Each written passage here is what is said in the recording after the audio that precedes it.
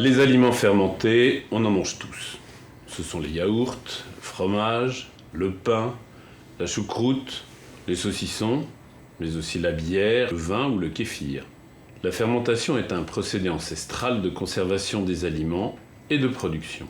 Aujourd'hui, ce procédé revient sur le devant de la scène, car la fermentation est une puissante source d'innovation. Se passer d'additifs, développer de nouveaux arômes, fermenter de nouveaux aliments, en particulier végétaux, contribuer à l'équilibre de notre microbiote, et si les aliments fermentés étaient l'une des clés de la transition vers une alimentation saine et durable.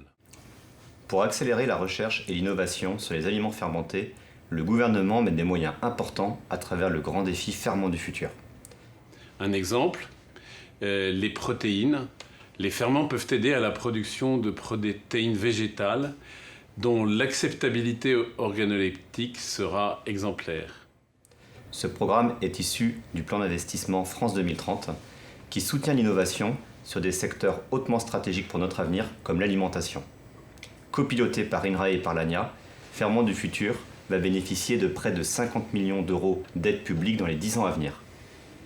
Ce programme bénéficie d'une gouvernance publique-privée afin d'assurer la continuité entre recherche et innovation.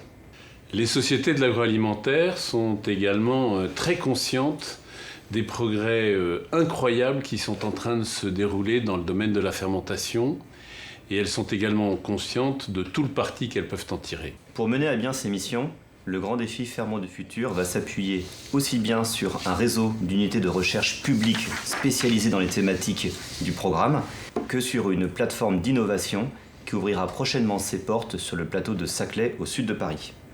Il s'agira d'isoler de nouveaux micro-organismes, de développer des procédés de fermentation innovants, également de caractériser les aliments ainsi obtenus, que ce soit en termes de sécurité ou bien sûr de qualité organoleptique, nutritionnelle, voire d'impact santé. Le recours à l'intelligence artificielle permettra en outre d'identifier plus rapidement des micro-organismes ou des combinaisons de micro-organismes d'intérêt pour accompagner les transitions alimentaires. Cette plateforme d'innovation, copilotée par un consortium public-privé, sera unique en Europe. Tout l'intérêt d'un tel partenariat sera de faire de la recherche amont, dont les industriels pourront se saisir pour développer des produits qui répondent aux nouvelles attentes des consommateurs. C'est un formidable accélérateur d'innovation.